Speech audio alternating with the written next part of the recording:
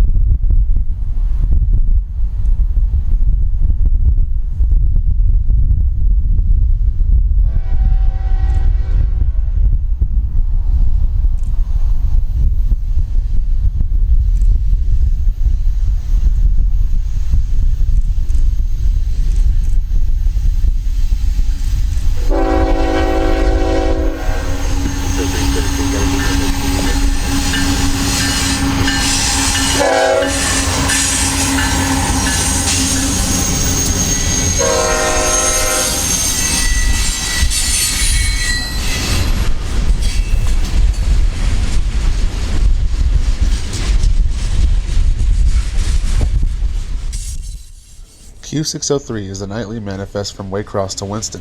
This train carries traffic for the A line east of Lakeland and some other places on the Auburndale Sub, as well as Bone Valley traffic. The Florida Midland, Seminole Gulf, and I believe US Sugar also get traffic off of this train. They had recently ran an X603 before this, so this train wasn't big enough to have any distributed power, which is a relief for me. This train usually gets in the early morning hours, but something either held it up or it left Waycross late.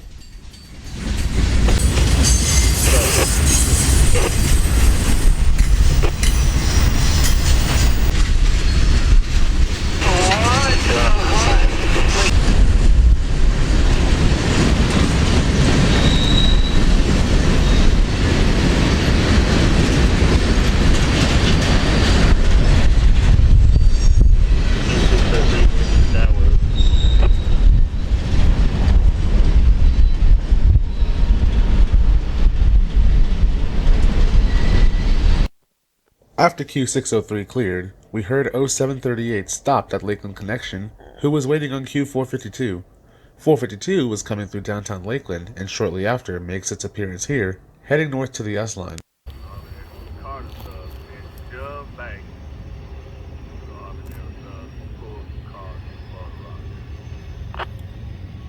Alright, so your first move is headed toward the Auburndale side.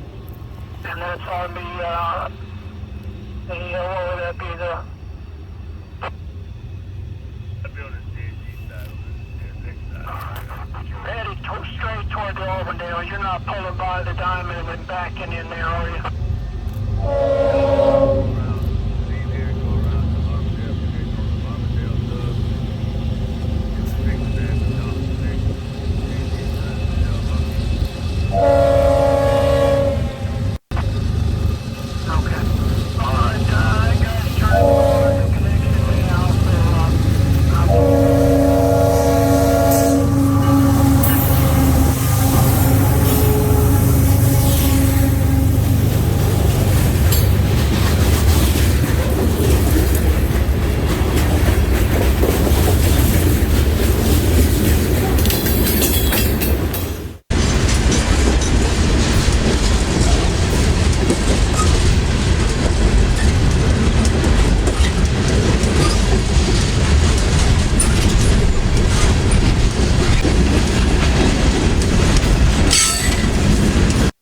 I decided to leave 452 alone and head to the Bone Valley.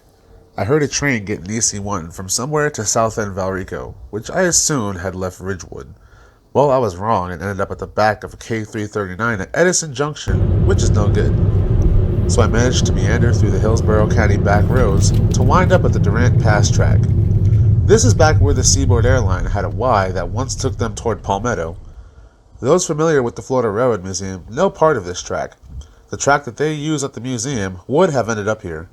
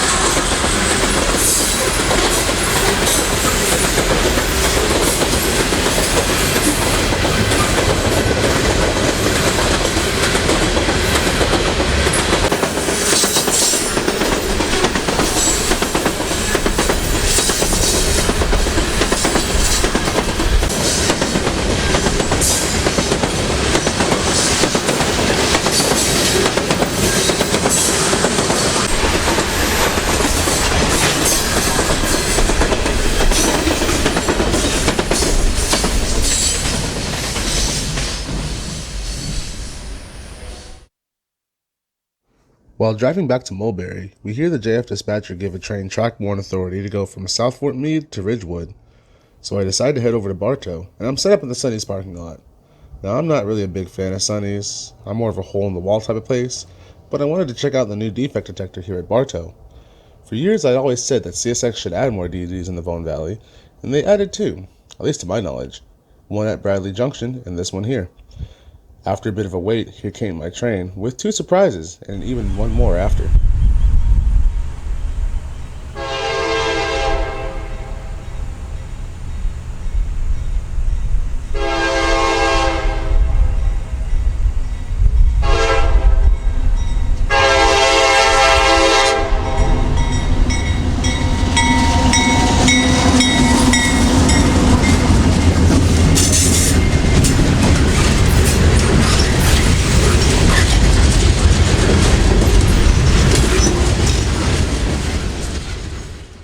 This is K360, a run from South Fort Meade to Ridgewood. This train gets loaded with wet rock at Fort Meade and can go several places depending on what needs to be done with the phosphate. I believe this goes to Ridgewood to be finalized in a finished phosphate, which there are a few types of. The phosphate will then be made into a unit train to go north from Winston, and some go to East Tampa as wet rock for export. While this train was passing, I heard some sort of transmission, but couldn't quite make it out until the train passed.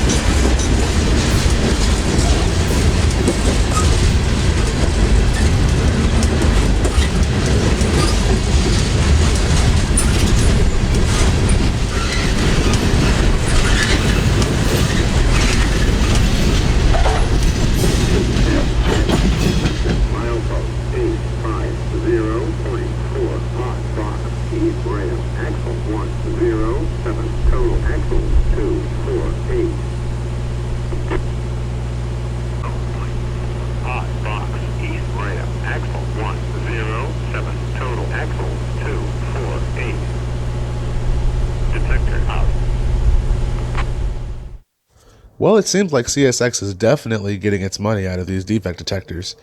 This is also my first time hearing a hotbox getting detected from a DD. A hotbox is a term used for an axle bearing that has overheated, either due to a lack of lubricant or a brake that may have been stuck, the friction from these cases causing the bearing to overheat.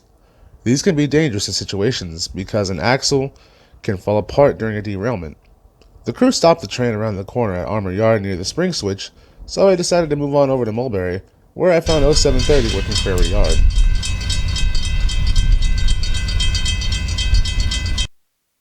As 0730 was switching Prairie, I broke a cardinal rule of rail fanning. If you're waiting on a train, never leave to get food or a drink. I was reminded of this while stuck in the McDonald's drive-thru, listening to the train cross the diamond to my left. I already paid, so I couldn't just leave. After the train passed, I booked it on down to Jameson Road, where I see the crossing gate was bent. Well, Lord knows how that happened. After about another 10 minutes, here came 0730 round the bend, headed toward Bradley Junction, where he'll swing west onto the Brewster Sub to New Wales.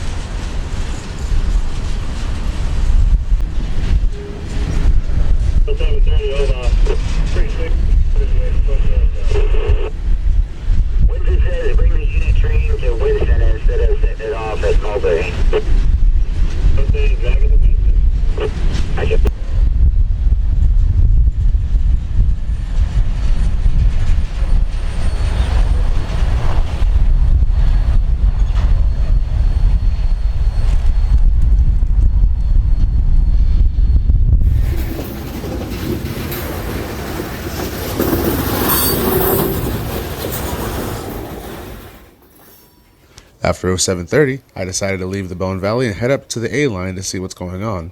I come across 0719 working the County Line Industrial Park, so I move over to the main once they finish their work, and I move up to the intermediate, which showed an advance approach.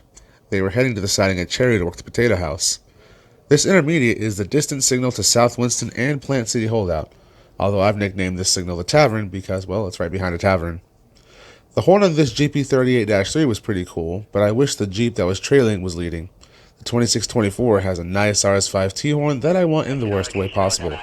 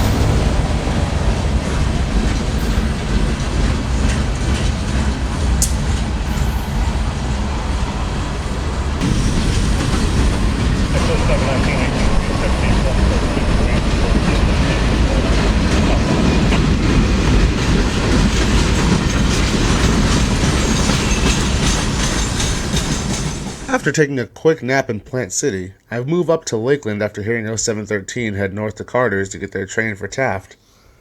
I come to the old Lakeland Amtrak station, which has had the overhangs removed. It's now just flat concrete and fill. It's definitely a shock to see how this scene has changed now with as many times as I've been here. As waiting, I saw 0713 come engines light as they head to Carter's, and then I look south and I see another headlight. Must be Q046.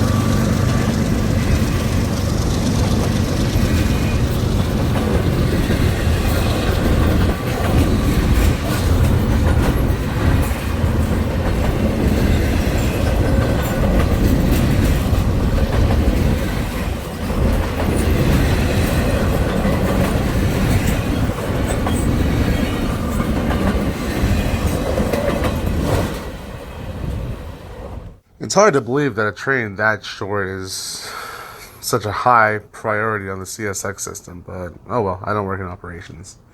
After QO46, I head home and I follow the A line, where I end up at Poinciana Station on the CFRC sub, where I see a clear signal waiting for 0713 to come north. The train will then begin running as a Z713 because on CFRC, CSX is considered a foreign train.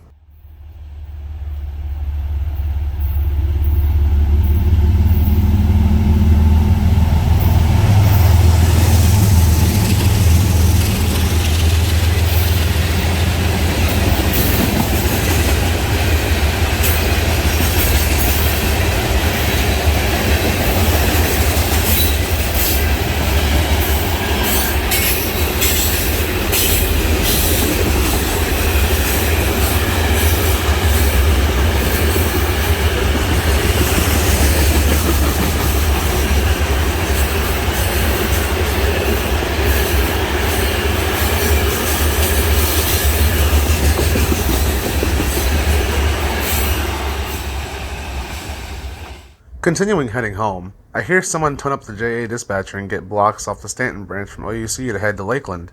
Empty coal train. So I stop at the new Lake Nona Advent Health to film it coming down the branch. EC1 number 96777, 804-1821, location ALK 17.0. CD train low 817, engine CSX 783, EU Vargas. Center line 1A, operate on main track, north direction from milepost ALK 16.9, main track, to milepost ALK 0.0, main track.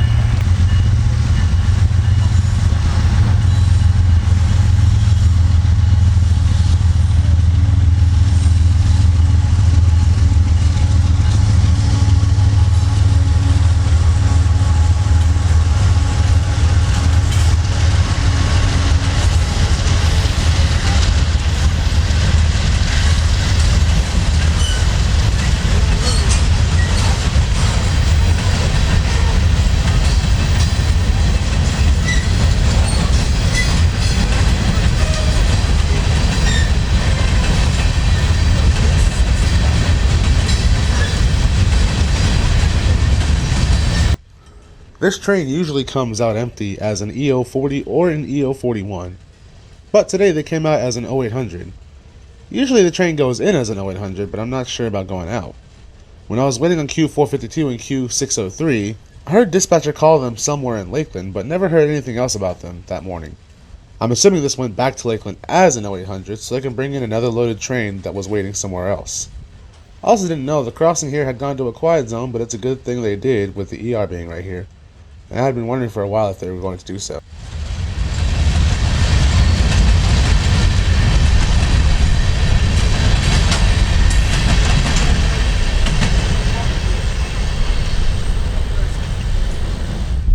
And that would be it for my trip down in Lakeland area. I hope you guys enjoyed this video. It was actually a lot busier than I expected it to be for a Sunday. Not bad at all. I had a great time, and I hope you guys enjoy the content that I put out for you. If you have any comments, please don't be afraid to drop them down below. And if you like this video, hit the like button. And if you're new to the channel, hit the subscribe button if you liked what you saw. And if you don't, then just be on your way. But hopefully we'll see you guys again soon. Thanks for watching.